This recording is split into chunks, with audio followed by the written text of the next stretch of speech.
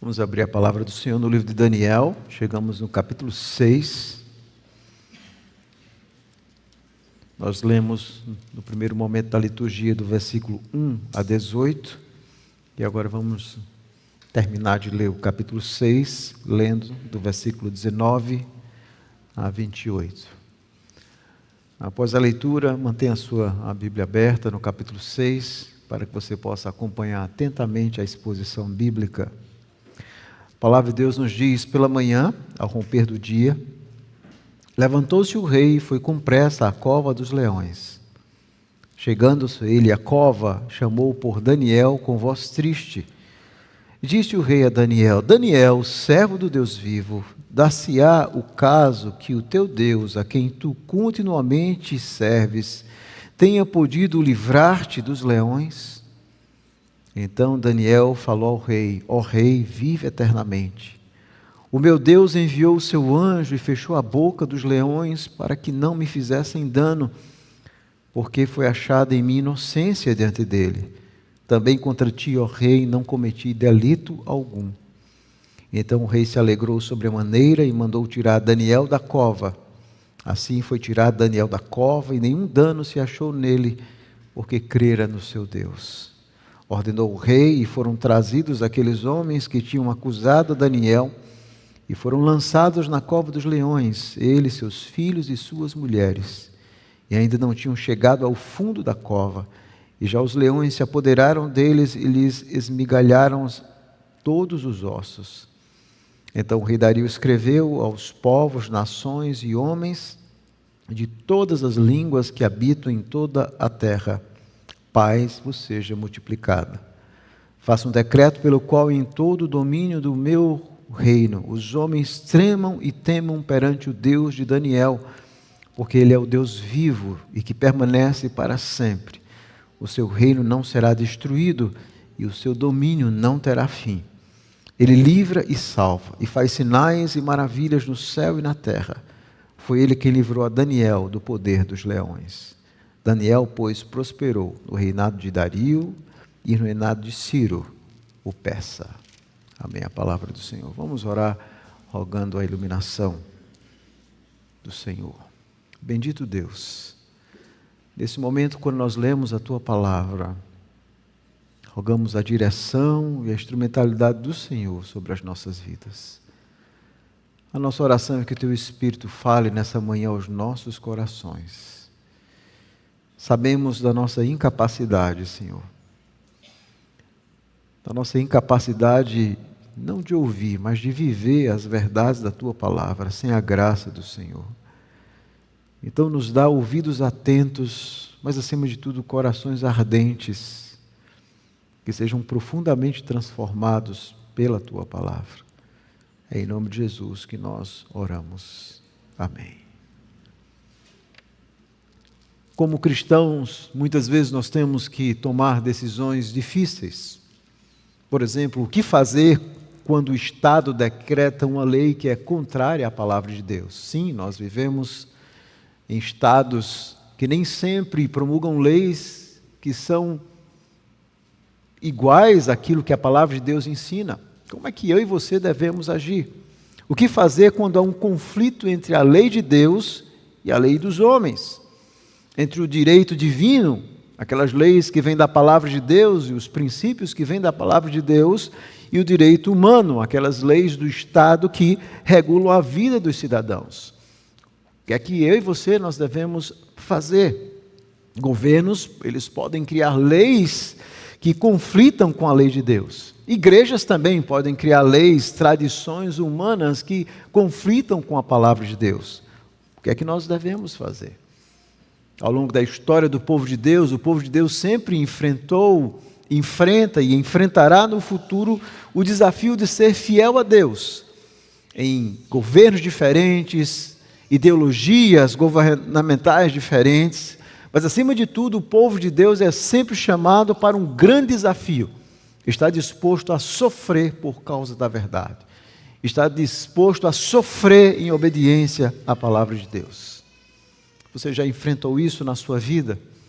Você já teve que, de alguma forma, ser penalizado por causa da sua fé, daquilo que você acredita. Cada vez mais que nós vemos o Estado promulgando leis anticristãs, e o mundo como um todo está vivendo esse momento, leis que são contrárias à palavra de Deus. Nós, na nossa vida diária, como igreja, como povo do Senhor, você na sua vida, a cada dia vai ter que enfrentar esse dilema. Talvez na sua empresa, no seu trabalho. Como nós devemos reagir a tudo isso? E esse texto nos mostra como o servo de Deus, Daniel, agiu. E de alguma forma esse capítulo é muito importante porque traz princípios fundamentais para mim e para você. Como nós devemos agir quando há esse dilema, esse conflito entre a lei de Deus e as leis dos homens, sobretudo aquelas promulgadas por estados que muitas vezes promulgam leis ímpias. Mas antes de abordar o capítulo 6, vamos pensar um pouco no contexto do livro de Daniel. Nós já chegamos agora no capítulo 6 e nós vimos que uma mensagem do livro de Daniel é que apesar de todas as aparências, Deus de fato está no controle. O livro vai mostrar exatamente isso. A queda de Jerusalém não foi um acaso, é Deus que entrega o seu povo na mão de Nabucodonosor. Mas mesmo quando eles são levados para o cativeiro, Deus então ainda está protegendo aqueles israelitas fiéis, como Daniel e os seus 3 amigos. Nós vemos a mão de Deus envergonhando reis, como nós vimos no caso de Nabucodonosor. E agora nós vemos Deus continuando mostrando o seu poder, já agora com outro império, o Império Medo-Persa. Ou seja, os reinos passam, os governantes passam, mas Deus continua o mesmo. Então essa é a mensagem. Agora, lembrando um pouco daquilo que nós falamos, o livro de Daniel ele pode ser dividido em 2 partes muito claras. Do capítulo 1 ao 6, nós temos uma narrativa. Então aqui nós temos a última narrativa do livro. Do capítulo 7 até o capítulo 12, nós vamos ter um livro onde a forma literária é divisões, é aquilo que nós chamamos uma forma apocalíptica, que nós vamos começar na próxima semana. Então essa é uma divisão muito clara do livro, há uma mudança muito clara. Então o capítulo 6 representa o último momento narrativo do livro. Mas nós vimos também que o livro pode ser dividido conforme o idioma em que foi escrito. Então o livro começa sendo escrito em hebraico até o capítulo 2. Do capítulo 2, versículo 4, o autor começa a escrever em aramaico e vai até o capítulo 7, e depois do capítulo 8 a 12 volta a ser escrito em hebraico. Então, aqui dentro do capítulo 2 ao capítulo 7, nós temos aquilo que eu expliquei em outros sermões, de uma espécie de quiasmo aramaico, ou seja, o capítulo 2 e até o capítulo 7, eles estão profundamente relacionados. Então, por exemplo, o capítulo 2 fala de 4 reinos e o reino eterno de Deus, que será estabelecido pelo seu Messias. E o capítulo 7 vai falar a mesma coisa, de 4 reinos e o reino eterno de Deus, que é estabelecido pelo Messias. Ou seja, o capítulo 2 e o 7 estão em par. O capítulo 3 fala da libertação de 3 servos fiéis, Misael, Ananias e Azarias, quando eles são preservados ali do fogo. O capítulo 6 vai falar também de Daniel, a libertação de um homem fiel, agora diante de um império medo-persa. Então o capítulo 3 está em par com o capítulo 6. E o miolo desse quiasmo, que é a ideia de um X, está no capítulo 4 e 5, que é quando Deus julga a arrogância da Babilônia. Primeiro Nabucodonosor e depois no caso de Belsazar. E no capítulo 5 nós vimos que foi exatamente a queda da Babilônia. Isso nós sabemos não apenas por aquilo que a Bíblia diz, mas através de várias obras da época, como historiadores gregos, Xenofonte, Heródoto, através também das crônicas babilônicas, nós conhecemos muito a respeito dessa história. De como Ciro, Medo-Persa, domina a Babilônia. E é exatamente dentro desse contexto de transição que nós temos o capítulo 6. Esse é o contexto específico. O que está acontecendo aqui não é por acaso. No capítulo 2, Deus já havia dito isso no sonho de Nabucodonosor. Ele viu que o seu reino passaria, viria um outro reino, depois viria um outro reino, depois viria um outro reino. Deus já está anunciando que reinos e governos vêm e vão, mas Deus e o seu povo fiel permanecem. Essa é uma mensagem que nós aprendemos. Então, qual a ideia central do capítulo 6? Vamos nos concentrar nele agora. Bom, nós vimos que Dario, essa ideia aqui central, Dario, ele quer nomear Daniel como um administrador no seu governo. E, obviamente, os oficiais, vários oficiais, vão conspirar contra Daniel.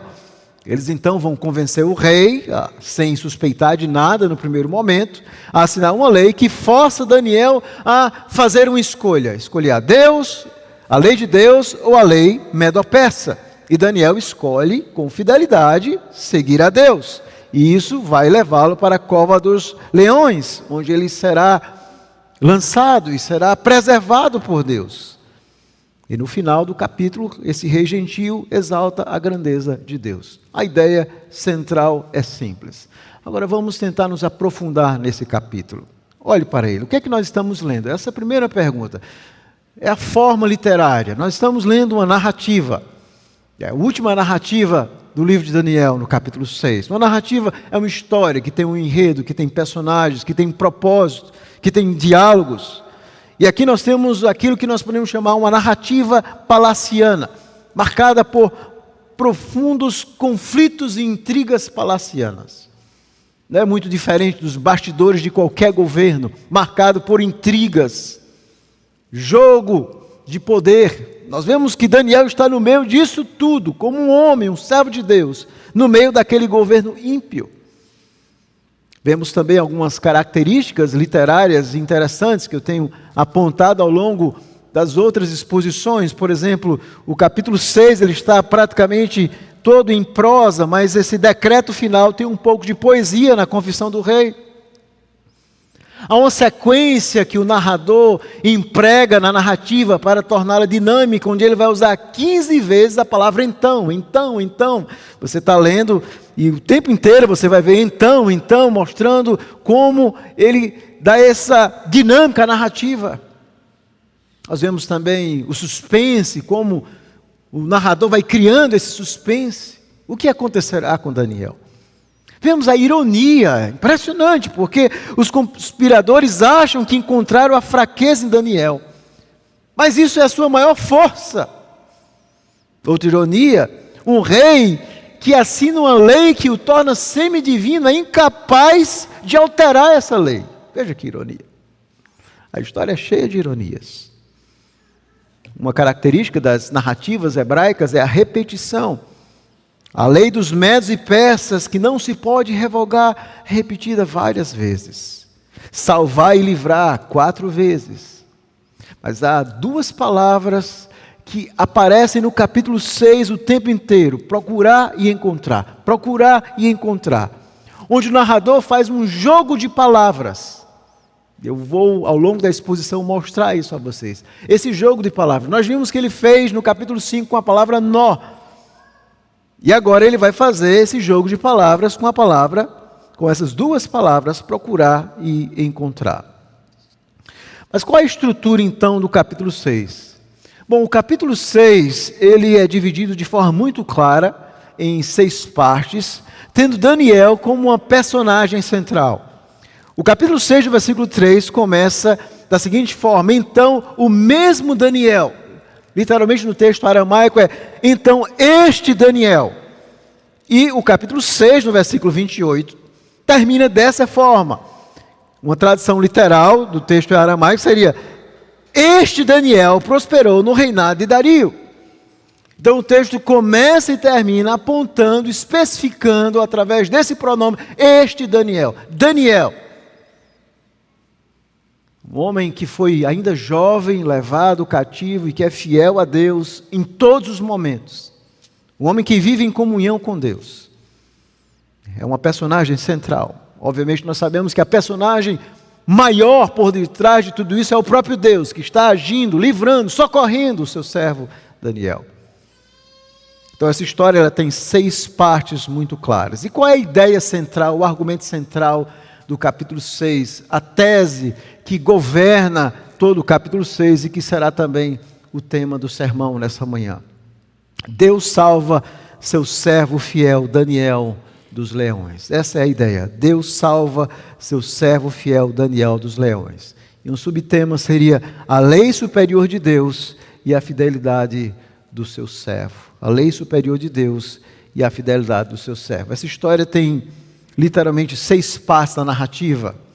Primeiro, do versículo 1 a 5, nós temos um servo fiel a Deus a serviço de um rei ímpio. Essa é a primeira coisa que o narrador mostra. Um servo fiel a Deus que está ali dentro daquele reino servindo a um rei ímpio. Segundo, versículos 6 a 9, nós temos um rei humano estabelecendo uma lei humana que é contrária à lei divina. Um rei estabelecendo uma lei humana contrária à divina, versículos 6 a 9. Terceiro, nós temos um crente fiel priorizando a lei de Deus e não a humana, do versículo 10 a 13, quando Daniel resolve não obedecer. Quarto, nós temos uma trama ímpia efetivada contra um servo leal. Há uma trama ímpia que é efetivada contra um servo leal. Ele era leal a Deus e ele era leal também ao seu rei. Versículo 14 a 18. Quinto, nós temos um Deus vivo que socorre seu servo fiel. É o clímax, é o ponto central da narrativa. Deus livrando a Daniel daquele terrível poço. E por último, a narrativa termina com exaltação ao Deus verdadeiro e seu servo. É o decreto do rei, no versículo 25 a 28, conclamando que Deus deve ser adorado acima de todas as coisas. Então, essa é a ideia central. Deus salva seu servo fiel Daniel dos leões, a lei superior de Deus e a fidelidade do seu servo. Agora vamos analisar o texto. Obviamente não vai dar para observar todos os detalhes, porque é um texto longo, mas vamos nos concentrar aqui no texto. O texto então diz que pareceu bem a Dário constituir sobre o reino a 120 sátrapas. É assim que o texto começa. E de alguma forma essa frase remonta o capítulo 4, quando diz assim: pareceu bem fazer conhecidos os sinais e maravilhas de Deus. No capítulo 4 é assim que Nabucodonosor começa, pareceu bem. Então de alguma forma o narrador está conectando essas duas personagens. Nabucodonosor, um rei que é humilhado diante de Deus, e agora Dario, que vai aprender também a grandeza de Deus. E pareceu bem a Dario constituir sobre o reino as 120 sátrapas que estavam por todo o reino, e sobre ele 3 presidentes, dos quais Daniel era um deles, aos quais estes sátrapas dessem conta para que o reino não sofresse dano. Então o narrador começa no versículo 1 a 4, aliás, com 3 movimentos. Primeiro ele descreve essa estrutura burocrática do reino Medo-Persa, muito fiel às outras fontes históricas que nós temos, é exatamente isso. Esses sátrapas, para quem não sabe, um sátrapa era alguém que cuidava, literalmente, essa ideia é de alguém que era chamado de protetores do reino. Inclusive aqui, embora tenha sido escrito em aramaico, ele vai usar uma palavra persa, de origem persa, eram protetores do reino. E eles tinham 2 funções principais: coletar os impostos e garantir a segurança do reino. Então o rei Dário, ele constitui esses 120 sátrapas, o seu império começa a crescer através de Ciro, ele é o grande conquistador, e ele começa então, ele conquista a Babilônia e seu império avança, e ele então constitui esses sátrapas. E sobre esses 120, ele constitui 3 chefes, que a tradução diz presidentes, mas a palavra aramaica é chefe, supervisor. Então ele constitui esses 3 supervisores. E dentro de um deles nós temos Daniel. Ou seja, Daniel está no topo dos 3. Ele é alguém que tem um alto cargo dentro daquele grande império. E o texto então diz, no versículo 3, então, esse Daniel, ele se distingue dentre os 3 presidentes. Entre aqueles 3, Daniel se distingue dos outros 2, porque nele havia um espírito excelente. A palavra excelente é um espírito superior. Essa é a palavra aramaica. Preeminente, extraordinário. Ou seja, ele era um homem extraordinário, fiel, leal, E o rei, então, pensa em estabelecê-lo sobre todo o reino, ou seja, existiu os 120, em cima dos 120 tinha esses 3, Daniel se destaca, e o rei Dario então pensa em, eu vou colocar ele no topo, acima dos 2. Daniel é descrito como sendo alguém extraordinário. É assim que o narrador começa. Dario pretendia promover Daniel devido a esse desempenho exemplar, esse espírito extraordinário. Ele era um servo de Deus, mas era um excelente cidadão, cumprindo os seus deveres de Estado com muita fidelidade. O narrador então continua no versículo 4, apontando agora, após apresentar o serviço exemplar de Daniel, o surgimento dos conspiradores. E mais uma vez ele vai usar a palavra então. Então, versículo 4, os presidentes e os sátrapas procuravam ocasião para acusar a Daniel a respeito do reino.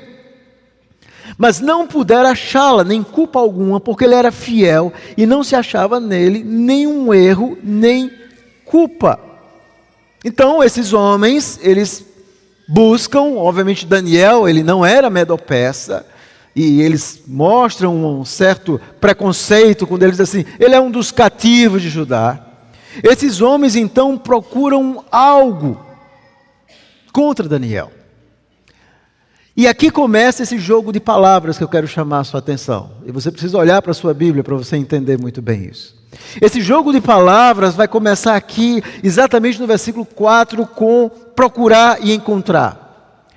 E eu vou fazer uma tradução um pouco mais literal do texto aramaico, que diz assim, então os chefes e os sátrapas estavam procurando um pretexto para achar contra Daniel.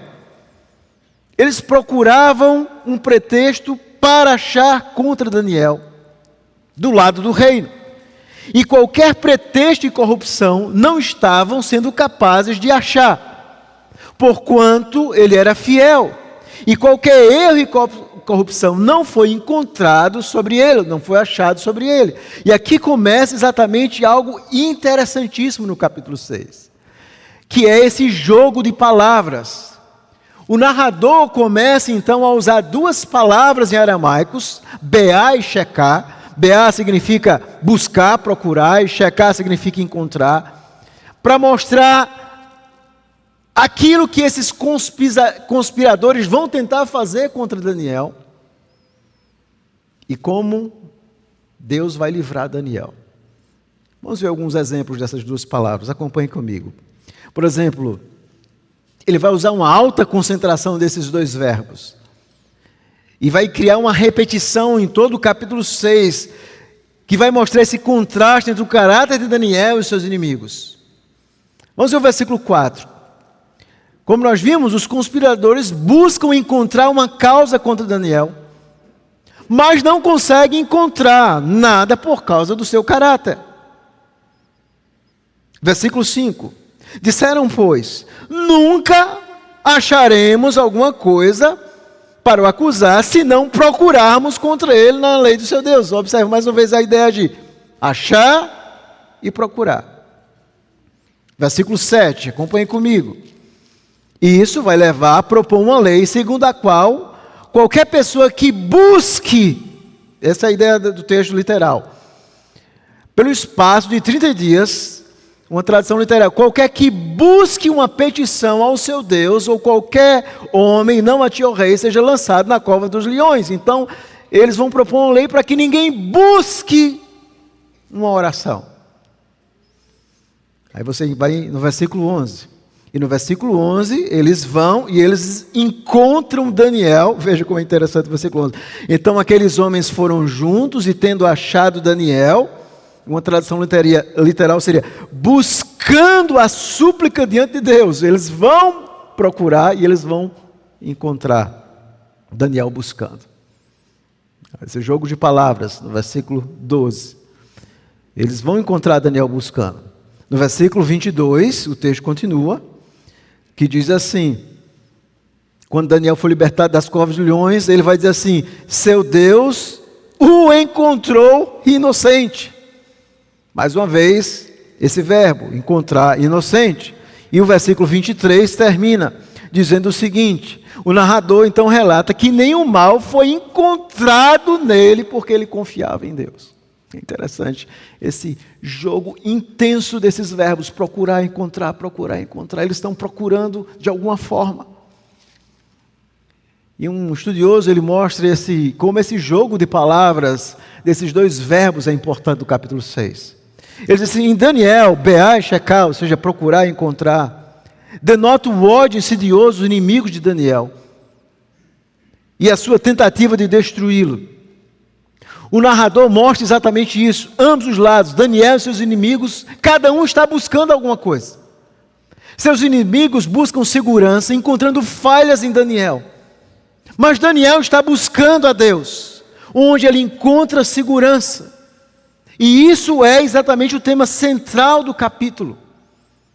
Aqui nós temos uma profunda ironia. Aqui nós vemos que aquilo que os inimigos encontram em Daniel como sendo a sua fraqueza, porque ele está procurando o seu Deus,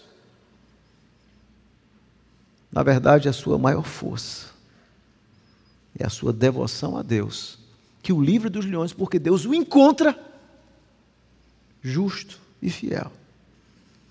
Eles não podem achar nada, e quando procuram e acham, eles vão encontrar apenas aquilo relacionado a Deus. Mas Deus vai achar Daniel inocente. Perceberam o jogo de palavras? O tempo inteiro o narrador está dizendo: esses homens estão querendo encontrar alguma coisa em Daniel. Uma culpa, uma falha, uma corrupção. Mas Deus vai achar ele inocente o tempo inteiro. Esse é um ponto central. Daniel é encontrado inocente por Deus. Maravilhoso esse jogo de palavras. Obviamente a nossa tradução em português não dá para ver todos esses detalhes. Mas vamos continuar então. Então no versículo 6, esse rei ímpio, esses homens então fazem uma proposta.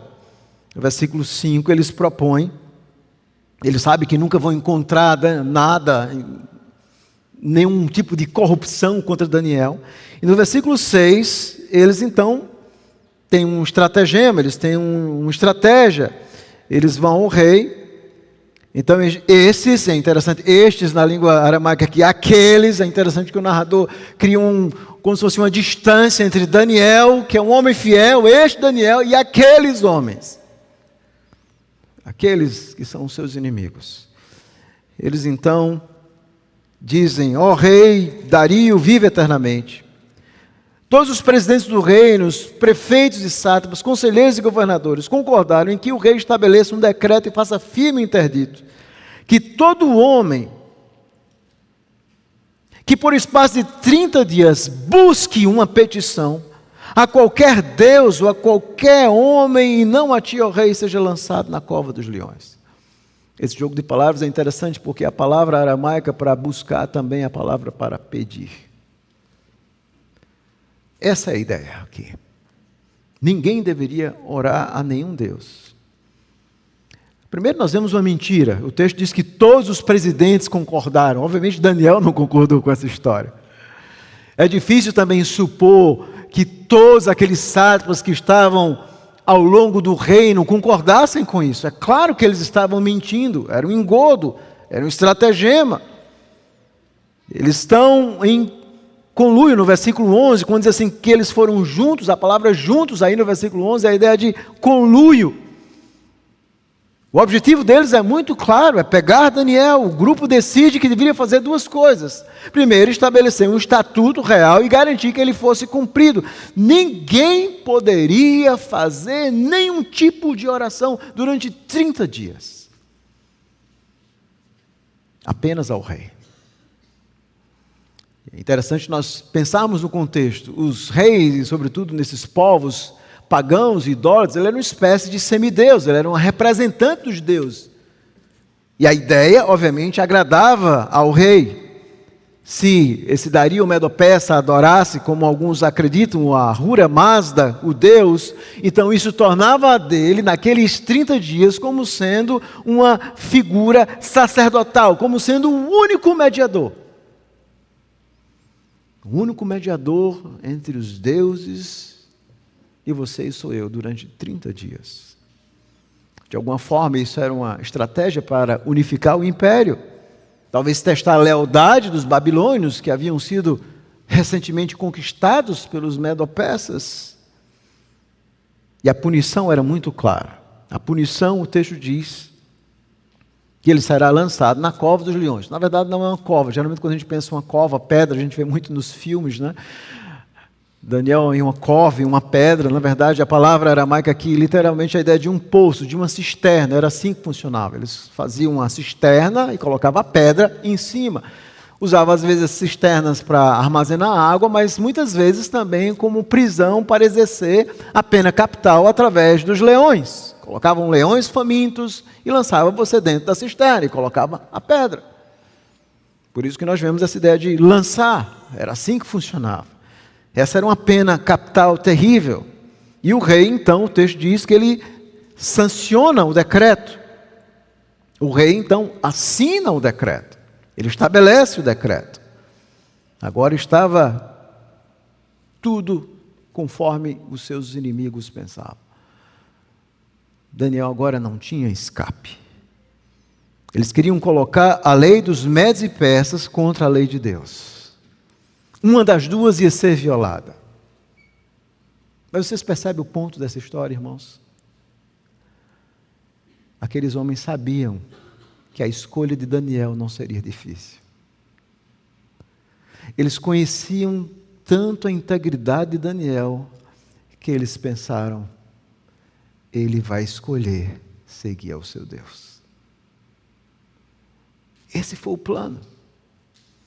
Com certeza eles deviam ter visto Daniel orando sempre ali, 3 vezes ao dia, abrindo as janelas, voltado para Jerusalém.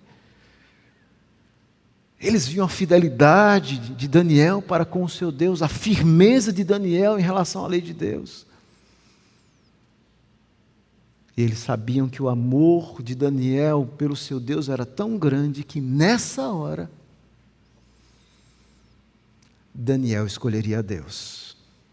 E aos olhos daqueles homens isso seria a sua ruína, e era isso que eles queriam, destruir Daniel. Os próprios inimigos fazem uma estratégia, sabendo que o crente vai escolher a Deus. E foi isso que eles fizeram. Daniel vai violar a lei dos medos e persas e ele vai morrer. E nós vamos nos livrar dele. E o texto vai mostrar que é exatamente isso que acontece. Daniel não vai abandonar o seu Deus. O versículo 10 começa mostrando exatamente esse crente fiel que prioriza a lei de Deus. O texto aramaico começa da seguinte forma: mas Daniel. Nossa versão é Daniel, pois, mas literalmente é mas Daniel. Quando soube que a escritura estava assinada, entrou em sua casa, em cima, no seu quarto, onde havia janelas abertas da banda de Jerusalém. 3 vezes no dia se punha de joelhos e orava e dava graças diante do seu Deus, como costumava fazer.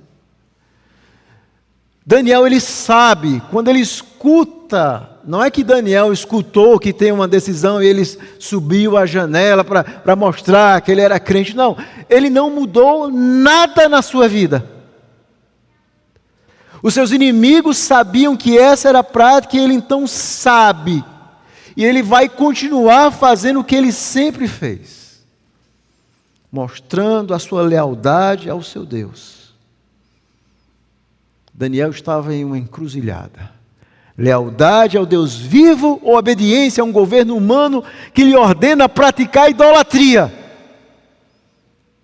Orando a um Deus que não era o seu Deus, através de um sumo sacerdote, que era um rei que não era um sumo sacerdote. Daniel não tem dúvida. Ele vai continuar fiel ao Senhor. E por que ele ora voltado para Jerusalém 3 vezes ao dia? É interessante isso. Jerusalém era o símbolo, e sobretudo o templo, era o símbolo da presença de Deus, mas o templo havia sido destruído, irmãos. Não havia mais templo, não havia mais nada. Deus também havia mostrado a Daniel que ele era Deus lá na Babilônia. Deus já havia protegido Daniel várias vezes, quando ele resolve não contaminar-se com as finas iguarias do rei, porque é então que ele abre as janelas e ora voltado para Jerusalém. Para nós entendermos essa pergunta, nós temos que ir lá em 1 Reis, no capítulo 8, no momento onde Salomão está consagrando o templo. E esse é um momento muito bonito, quando ele constrói o templo, ele ora então, e eu quero ler o versículo 29 e 30, e logo em seguida o 46 a 50, Salomão diz o seguinte, ele ora a Deus, é uma longa oração, eu vou ler apenas algumas partes. Atenta, pois, a oração de teu servo e para a sua súplica ao Senhor, meu Deus, para ouvires o clamor e a oração que faz hoje o teu servo diante de ti. Esse é Salomão suplicando a Deus, para que os teus olhos estejam abertos noite e dia sobre esta casa, sobre este lugar, do qual disseste, o teu nome estará ali, para ouvires a oração que o teu servo fizer neste lugar. Agora veja o versículo 46. Quando o teu povo pecar contra ti, pois não há homem que não peque, e tu te indignares contra eles, e os entregares às mãos do inimigo, a fim de que os leve cativos à terra inimiga, longe ou perto esteja. E na terra onde forem levados cativos caírem em si e se converterem, e na terra do seu cativeiro te suplicarem, dizendo, pecamos e perversamente procedemos e cometemos iniquidade. E se converterem a ti de todo o seu coração e de toda a sua alma na terra de seus inimigos, que os levarem cativos. E veja, e orarem a ti voltados para a sua terra, que deste a seus pais, para esta cidade que escolheste, para a casa que edifiquei ao teu nome. Ouve tu nos céus, lugar da tua habitação, a sua prece e a sua súplica, e faz-lhe justiça. Preste atenção no versículo 50. Perdoa o teu povo que houver pecado contra ti, todas as suas transgressões que houverem cometido contra ti, e move a tua compaixão, e move tu a compaixão os que os levaram cativos, para que se compadeçam deles. É por isso que Daniel está fazendo isso. Ele está, mais uma vez, seguindo a orientação da palavra de Deus. Ele está orando para Jerusalém, ainda que o templo e a cidade estivessem em ruína, lembrando dessa promessa gloriosa.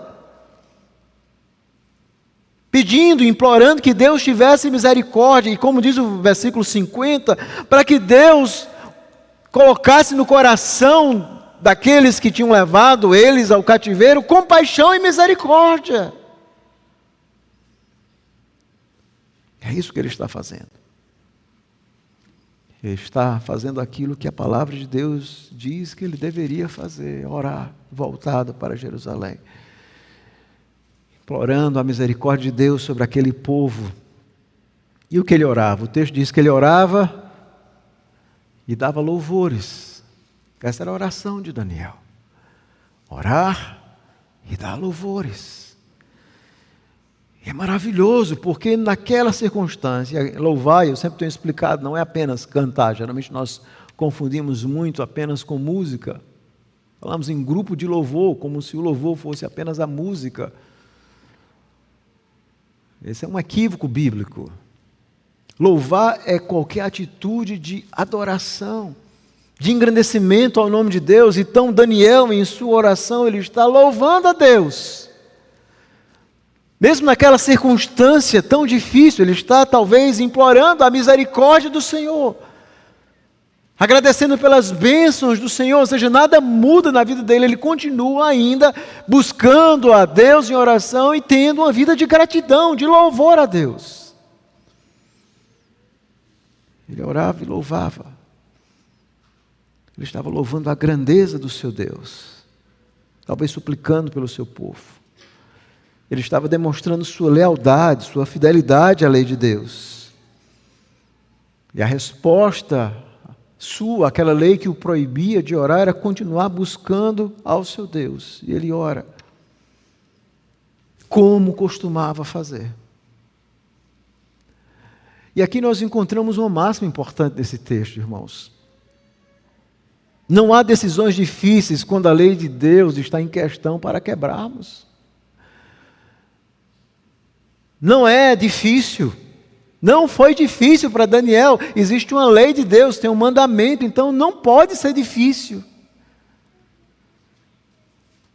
E é assim que o homem de Deus, Daniel, agiu. Não foi difícil. Ele disse assim: eu vou fazer isso, mesmo que eu tenha que morrer.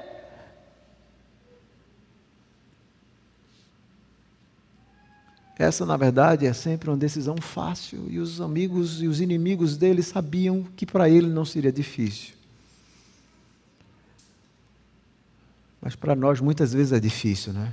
Nós sabemos o que diz a palavra de Deus, nós conhecemos o mandamento e nós entramos em uma luta eterna dentro do nosso coração.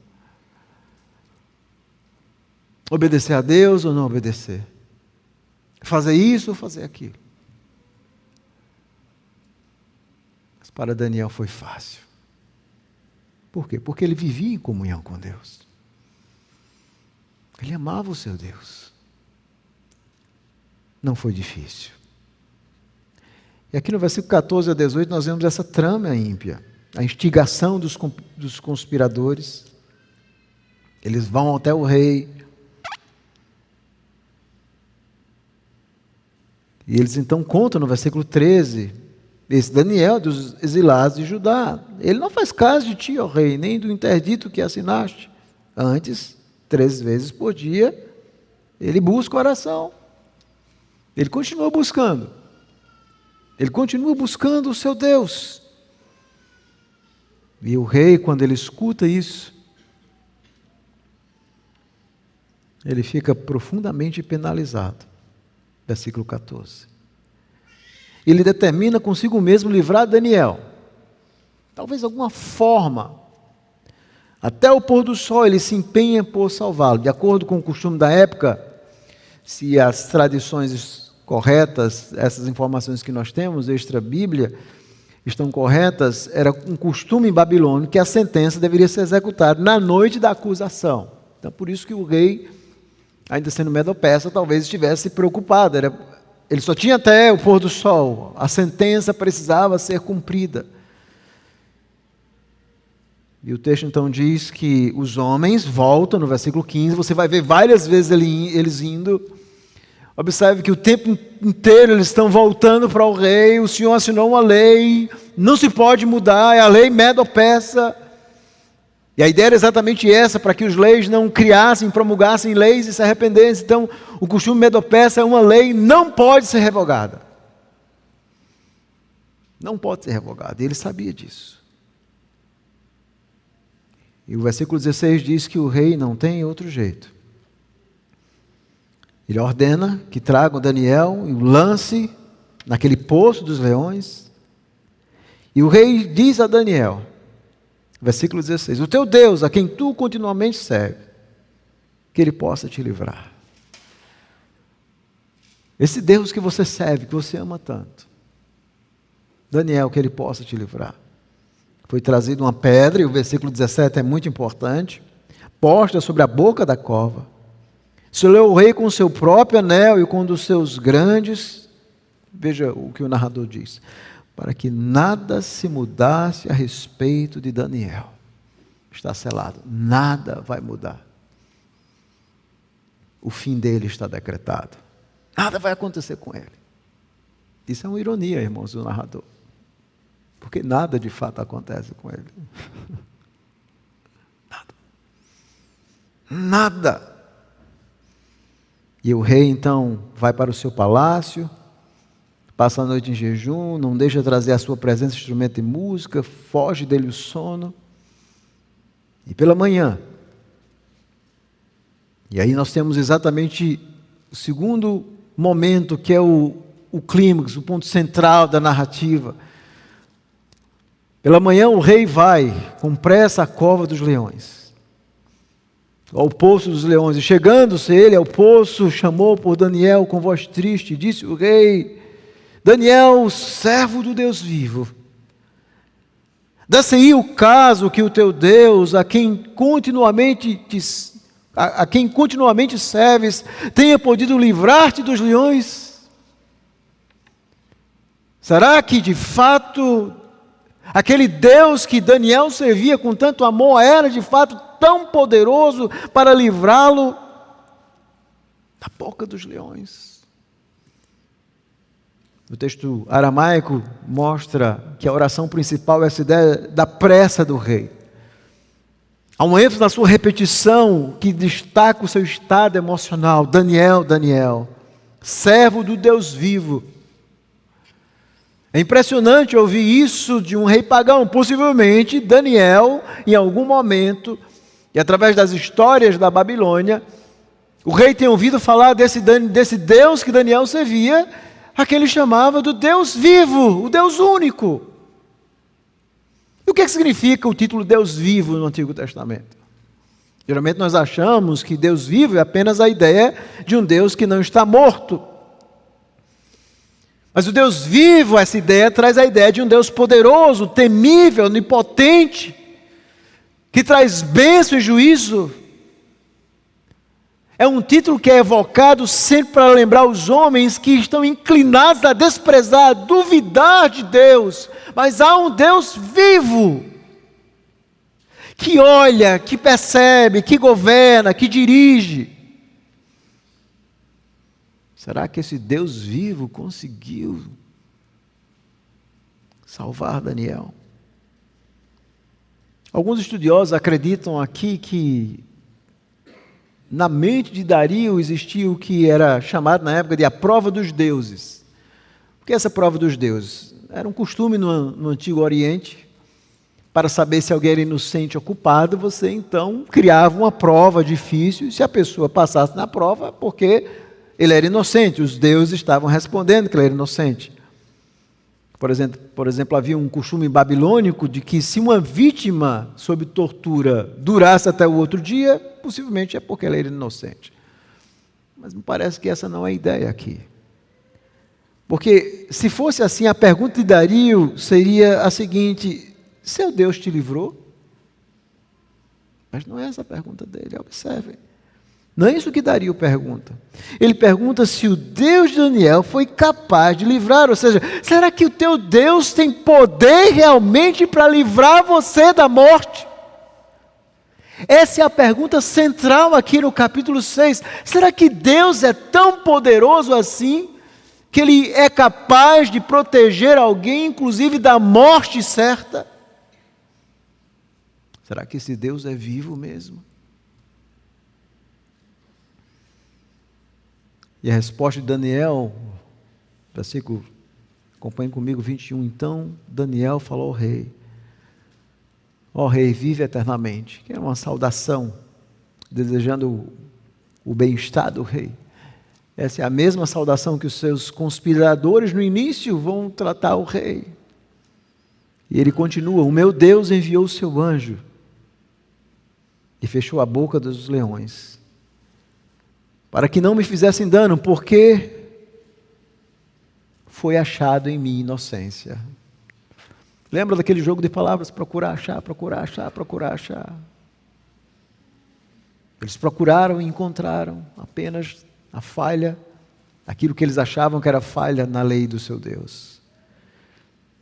Mas o seu Deus não achou falha nenhuma em Daniel. Ele foi decretado inocente. E ele continua: também contra ti, ó rei, não cometi delito algum. Daniel foi achado inocente. Você percebe essa ironia? Aqueles homens selam a cova, o rei e os nobres. Versículo 17: para que nada se mudasse a respeito de Daniel. Mas o Deus poderoso envia o seu anjo que sela a boca dos leões.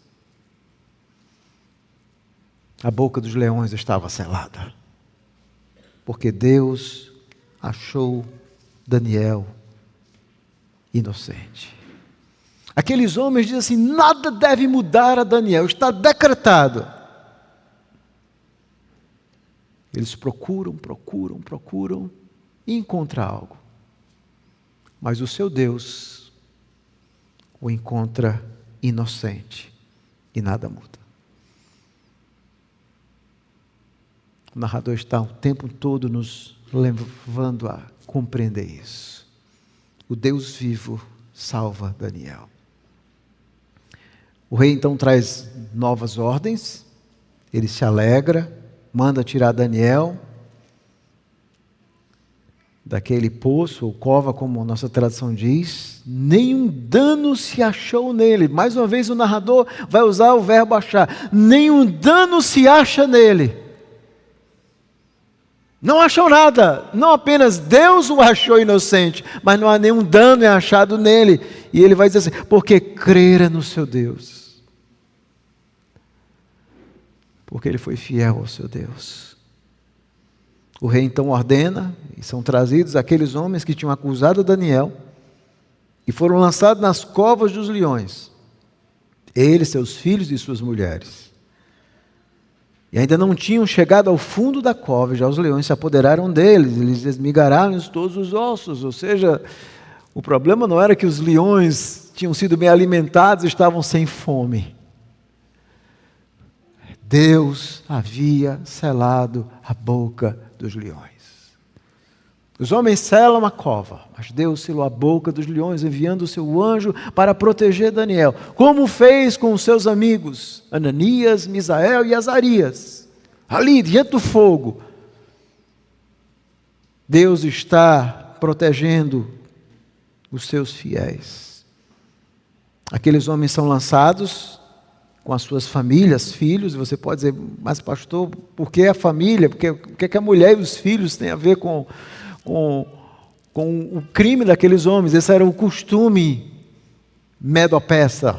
Quando eles queriam punir alguém, eles puniam essa pessoa e a família inteira.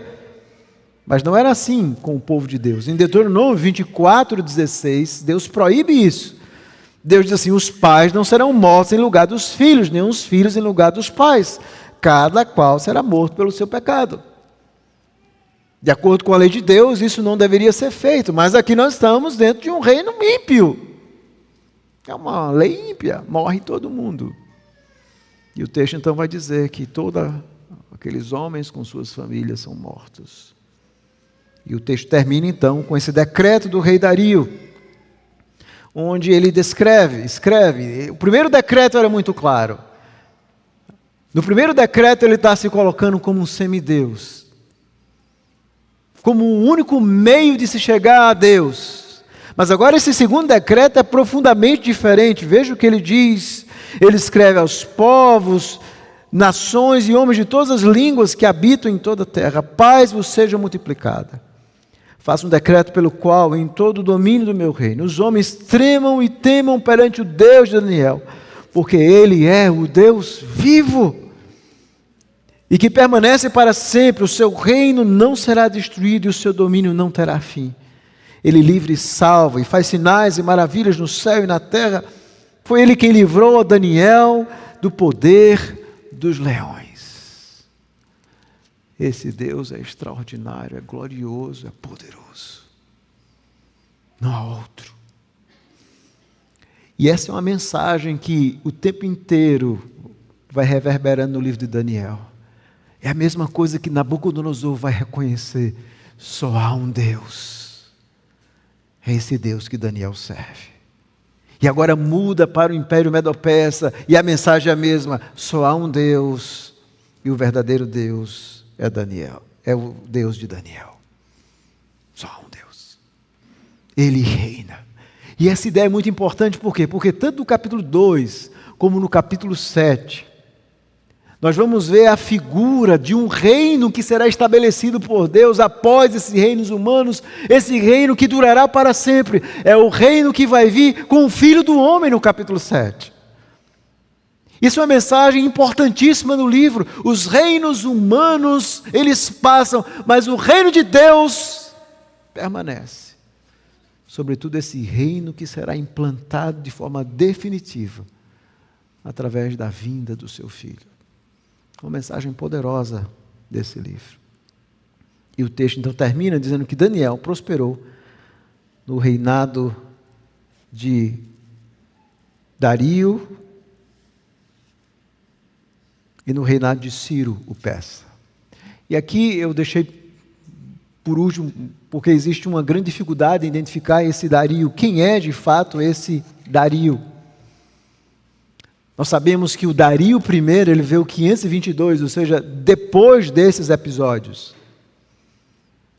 Então, quem seria esse Dario? Alguns vão dizer que, na verdade, era Ciro. Eles traduzem o versículo 28 da seguinte forma: Daniel, pois, prosperou no reinado de Dario, isto é, no reinado de Ciro persa. Como se Dario fosse, de fato, Ciro. Mas parece que não faz muito sentido, porque lá no capítulo 9, o livro vai falar especificamente sobre Dario. Capítulo 9, versículo 1. No primeiro ano de Dario, filho de Assuero, da linhagem dos Medos, o qual foi constituído rei sobre o reino dos caldeus. Então, quem era esse Dario? Bom, há várias teorias. Alguns dizem que esse Dario é Ciro. E por que eles dizem isso? Porque a conquista da Babilônia foi efetivada por Ciro. Ciro era, de fato, o grande general, o grande conquistador medo-persa. Não há a menor dúvida. Então, quem seria esse Dario se Ciro conquistou a Babilônia? Alguns vão dizer que era um general babilônico, Ugbaru, o Gabru, que era um general babilônico que apoiou Ciro. Ele esteve presente, Heródoto fala dele, nas invasões. O problema é que ele viveu muito pouco. Possivelmente não seria esse Dario. Outra opção seria Ciro.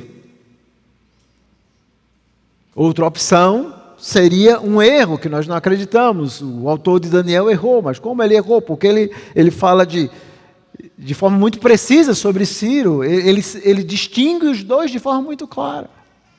Ele chama Dario Medo e Ciro persa. Qual seria a solução? Bom, alguns apontam que existiu de fato um Dario, e esse era um nome dinástico, como era muito comum, nomes dinásticos, e depois vai ter o Dario I, depois vai ter o Dario II, no futuro. Então, nós não sabemos, mas que existiu, existiu. Uma outra proposta que tem sido bem aceita é que esse Dario I era, na verdade, Ciaxares, que era tio de Ciro, filho do rei Astiages, e quando Ciro toma e unifica, ele era persa, ele unifica o Império Medo-Persa, Ciro, então, ainda que ele tenha unificado esse Império Medo-Persa, durante um tempo eles vão trabalhar juntos. Quem vai falar isso é um historiador grego chamado Xenofontes. Ele escreve um livro, inclusive está em português, chamado Ciropédia.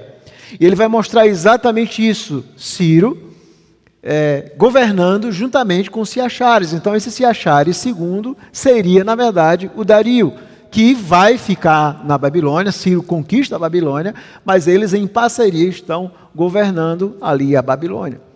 Parece que essa é uma das teses que faz algum sentido. O fato é que o versículo 28 tem uma mensagem muito clara. Os reis humanos vão passando, mas Daniel prospera. Ele continua, ele ultrapassa todos eles. Deus controla a ascensão e a queda de todos esses reinos. É Deus que levanta e derruba reinos e impérios. Mas os que são fiéis ao Senhor permanecem. Mas qual é o ponto dessa história, meus irmãos? Tão maravilhosa, tão rica em detalhes. Qual é o ponto dessa história? O que essa história ensinava para os primeiros leitores? Essa é a pergunta fundamental hermenêutica. O que aqueles judeus que estavam no exílio iam sentir ao ler o capítulo 6 de Daniel? Essa é a pergunta que você tem que fazer.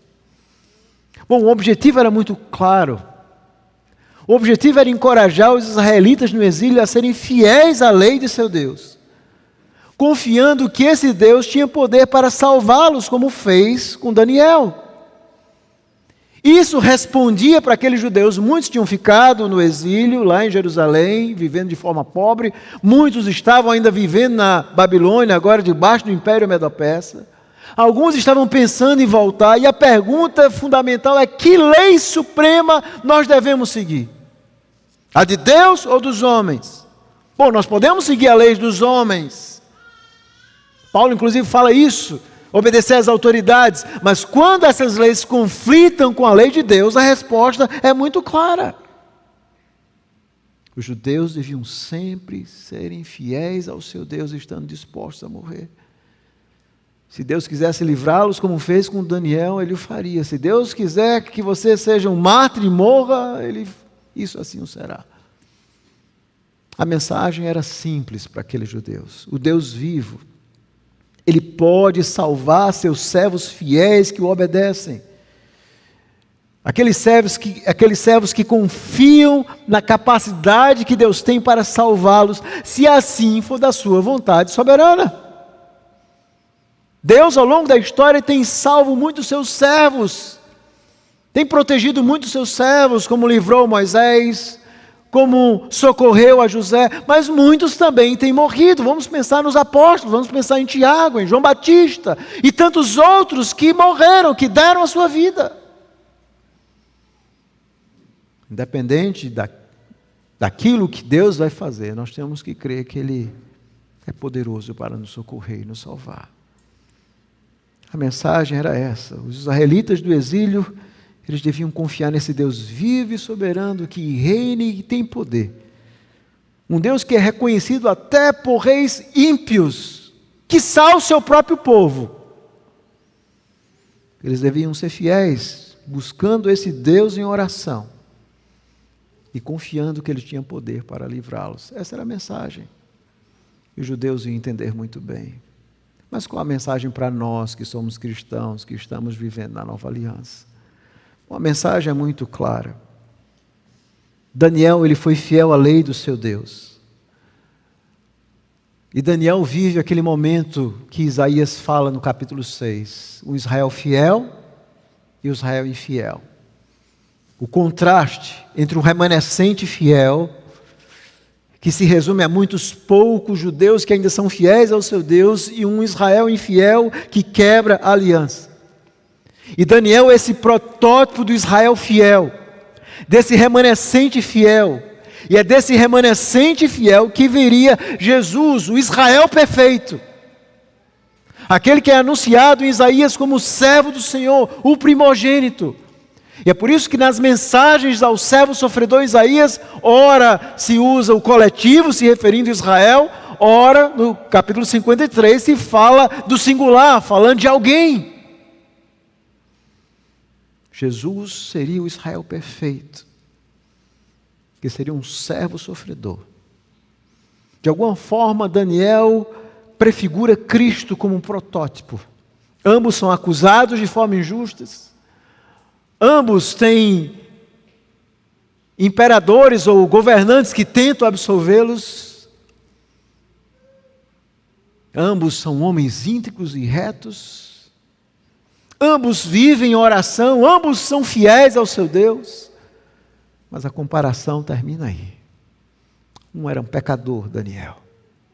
O outro era o próprio Filho de Deus que se fez carne, que vem exatamente salvar pecadores. Aqueles sacrifícios de Daniel, aquele templo que Daniel orava, tudo isso era sombra desse glorioso Salvador. A realidade veio Jesus Cristo. E Ele vem exatamente movido por uma profunda comunhão com Deus. Nós vemos o nosso Salvador sendo fiel ao Pai, para cumprir toda a lei de Deus em nosso lugar, para nos trazer a justiça que nós não temos por nós mesmos, para pagar o preço do nosso pecado. Mas Jesus veio também para ser fiel, para instaurar nova aliança, para nos ensinar a vivermos uma vida cristocêntrica. E é por isso que o autor dos Hebreus, no capítulo 11, versículo 33, fala de Daniel. Ele diz o seguinte, quando ele fala daqueles heróis da fé, cuja fé foi profundamente cristocêntrica, ele diz assim: os quais, por meio da fé, Hebreus 11, 33, subjugaram reinos, praticaram a justiça, obtiveram promessas, fecharam a boca de leões. Daniel era um exemplo de fé, mas agora na Nova Aliança, o autor dos Hebreus fala desses heróis da fé, culminando no capítulo 12, onde ele diz que nós agora devemos olhar firmemente para o autor e consumador da fé, Jesus. Nós agora somos chamados a viver pela fé, servindo a esse rei que se fez carne, que nos comprou, que nos salvou, o nosso profeta, sacerdote e rei. E por ele nós muitas vezes somos chamados a fazer escolhas difíceis por Cristo. Nós vemos isso em Atos capítulo 4, 18 e 5, 28, 29, quando o Sinédrio prende Pedro e João e diz assim: olha, parem de falar de Cristo, vocês estão proibidos. E a resposta deles é muito simples: antes importa obedecer a Deus do que aos homens. Essa é a resposta que nós temos que dar. A quem nós devemos obediência suprema? Essa resposta pode ser difícil, mas em si ela é fácil. Às vezes o povo de Deus tem que tomar decisões difíceis, como por exemplo os americanos, lembram disso? Tiveram que enfrentar o rei da Inglaterra e fazer uma revolução, porque aquele rei estava promulgando leis injustas, ou a luta contra o segregacionismo nos Estados Unidos, como muitos cristãos tiveram que enfrentar as leis injustas do Estado, ou aqueles crentes que vivem em países comunistas, ou você que trabalha em uma escola e está sendo obrigado a ensinar a ideologia de gênero, ou você que trabalha em um setor público onde agora existem leis anticristãs e você de alguma forma é forçado a se posicionar.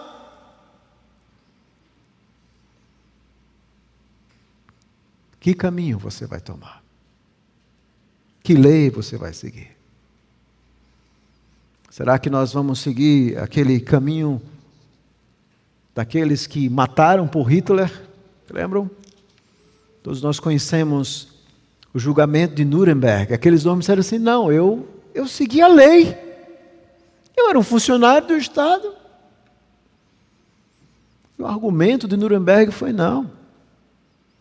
Existe uma lei, obviamente o argumento é um argumento ímpio, pagão. Existe uma lei natural do que é certo e o que é errado. E vocês não deveriam ter seguido aquela lei do Estado. E aqueles homens nazistas foram condenados por isso. Mas nós temos uma lei, não uma lei natural, não uma lei motivada na razão, como aqueles juízes de Nuremberg pontuam, mas a nossa lei é a lei de Deus, é a lei baseada na palavra de Deus, de um rei salvador ressurreto, que nos dá a sua lei moral. E é por isso que nós temos que seguir essa lei. A lei de Deus, irmãos, é a única lei que dá vida sempre, e ela sempre deve ser priorizada. Não deve ter uma luta profunda no nosso coração. Nós é que não temos uma fidelidade a Deus suficiente para dar respostas fáceis. Por exemplo, namorar com uma pessoa descrente ou não namorar. Não tem pergunta difícil nisso. Eu vou namorar e casar com uma pessoa que não serve a Deus ou não vou? Não, você não vai fazer isso, porque a palavra de Deus já diz isso. Se relaciona sexualmente antes do casamento, a Bíblia vai dizer não. Ter um caso extraconjugal? Não. Abrir meu comércio no domingo e não permitir que os meus trabalhadores, nem eu, esteja na igreja? É simples, não. Eu vou ensinar a ideologia de gênero, mas o Estado me obriga? Não, eu não vou fazer isso.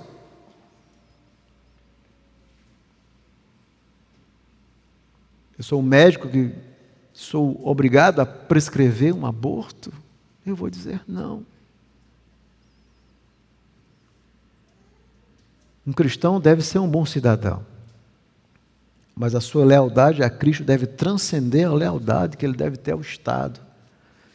E nós estamos vivendo estados autoritários, geralmente estados socialistas, esquerdistas, eles são sempre autoritários. Eles querem impor um grande Estado que controla a nossa vida. E mais nós vamos ter que tomar essas decisões e dizer assim: eu devo obedecer ao Estado, mas não cegamente. Então, o que é que nós devemos fazer? Primeiro, você precisa conhecer o que a palavra de Deus ensina. Você precisa conhecer a lei de Deus, para que essa resposta seja fácil. Você precisa ter comunhão com Deus, para que a resposta seja fácil. Quando você vive perto de Deus, é fácil dizer não ao pecado. Você precisa conhecer o papel do Estado, seus limites, entender o ensinamento bíblico entre a separação entre a igreja e o Estado. E nós temos que ter cuidado, irmãos, porque um Estado laico, separado da igreja, não significa um Estado anticristão. E é isso que nós estamos vendo, pessoas que vão criando leis anticristãs em um país que ainda se diz cristão, e nós estamos vendo a minoria criando leis anticristãs. Leis que são promulgadas contrárias à palavra de Deus. Nós devemos usar o voto com cuidado para não estarmos contribuindo com políticos e partidos com ideais anticristãos. Nós devemos usar a desobediência civil como último recurso em relação ao Estado. É verdade. Nós sempre devemos, a igreja, ter um papel de proclamar a verdade ao governo, ao Estado, mesmo que ele não queira ouvir. Mas é possível que chegue um momento onde a igreja tenha que desobedecer ao Estado, quando ele promulga leis que são contrárias à palavra de Deus. Se tivermos que sofrer, ir para a cadeia, nós iremos. Dar vida, nós faremos. Porque o único sofrimento que vale a pena, meus irmãos, é sofrer em obediência à palavra de Deus. Esse é o único sofrimento. E a lição, para finalizar, é que Deus, Ele sempre recompensa a fidelidade. Deus sempre vai recompensar. Nós devemos ser fiéis porque Deus sempre socorre o seu povo fiel. Deus sempre tem misericórdia. Deus livra seus servos fiéis. Deus é glorificado, inclusive, na morte deles. É isso que nós vemos em Apocalipse. Vários que morreram por Cristo e que estão na presença dEle, quando o Senhor vai vindicar o nosso sangue que foi derramado. Isso vai ocorrer na ira e na vinda do Cordeiro, no dia da ira do Cordeiro. Quando é que vão acabar esses conflitos entre a lei de Deus e a lei do Estado? Apenas quando Jesus voltar, meu irmão. Obviamente nós devemos lutar para que o Estado fique na sua função e não crie leis anticristãs. Mas a pergunta para você nessa manhã, a quem você serve? Você serve a Deus ou ao Estado? Você tem mais devoção a um político, a uma ideologia política ou ao Deus verdadeiro? Onde está o seu coração? Quem é o seu Deus? A quem você é leal? É a Cristo, que diz: quem quiser salvar a sua vida, tem que perder por mim. Ou você quer salvar a sua vida e perdê-la de fato? Ou você quer entrar no grupo daqueles que diz: bem-aventurados aqueles que são perseguidos por mim? É nesse grupo seleto que você quer entrar? Lembre-se, a obediência sempre vale a pena. Então eu quero concluir o sermão com uma história a respeito de uma jovem chamada Karen Watson. Ela foi uma jovem missionária no Iraque. Ela foi assassinada em 2004 por pregar a palavra de Deus. E mais tarde foi encontrado um envelope com inscrição no seu apartamento: abri em caso de morte.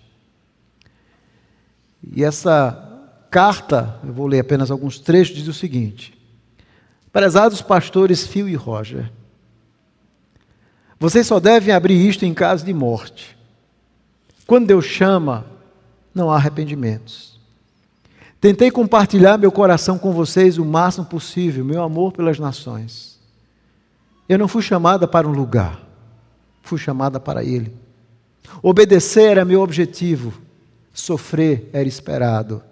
Sua glória, minha recompensa. O coração missionário se importa mais do que alguns acham prudente.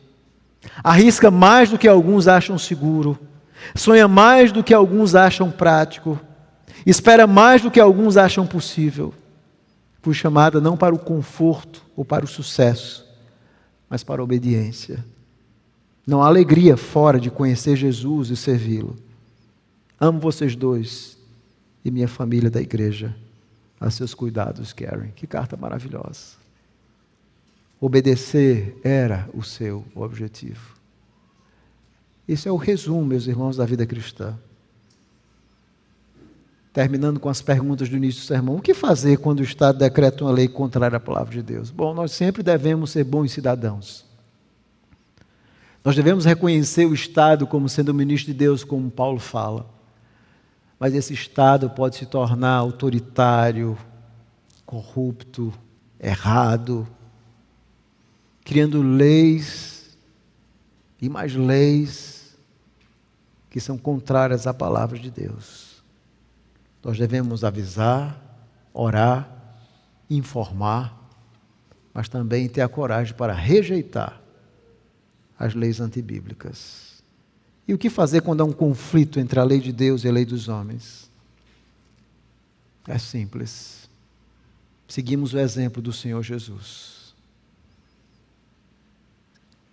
João diz que a vontade, como ele diz, a minha vontade é fazer a vontade do meu Pai. Nós seguimos a Deus, seguimos a palavra de Deus. Que Deus nos ajude, irmãos, a termos um estilo de vida com Deus.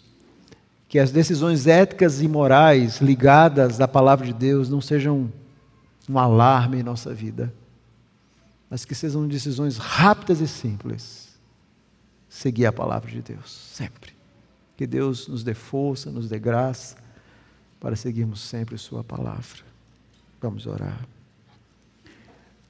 Deus bendito, tem misericórdia da nossa vida. Nos colocamos nessa manhã nas tuas mãos, reconhecendo que precisamos muito de ti. Vivemos em um mundo mau, onde cada vez vemos a impiedade aumentar, a maldade aumentar, a corrupção aumentar. A sede de poder que leva os homens a criarem leis que muitas vezes os auto-beneficia. Leis muitas vezes que são contrárias à palavra de Deus. Nós estamos vivendo esse momento. E nós queremos orar pela nossa nação, pelo nosso país, para que o Senhor tenha misericórdia e que o Senhor também dê coragem ao teu povo, de ser uma voz, não uma voz política, mas uma voz que ensine o verdadeiro evangelho, que ensine os verdadeiros papéis, e que sim, nesse sentido, faça reflexões políticas profundas, para aqueles que não te conhecem e que querem usurpar o direito que o Senhor tem de legislar sobre a vida e sobre os homens. Tem misericórdia para que o nosso Estado não seja usurpador. E tem misericórdia de nós, como teu povo, não apenas nessas leis do Estado, mas no nosso dia a dia, quando temos que tomar inúmeras decisões, para que essas decisões sejam simples e fáceis. Nos ajuda, Senhor, porque nós precisamos nos voltar para Ti. Apenas aqueles que vivem perto do Senhor, em profunda comunhão com o Senhor, tomam decisões mais fáceis. Como o Senhor diz em sua palavra, os teus mandamentos não são penosos. É em nome de Jesus que nós oramos. Amém.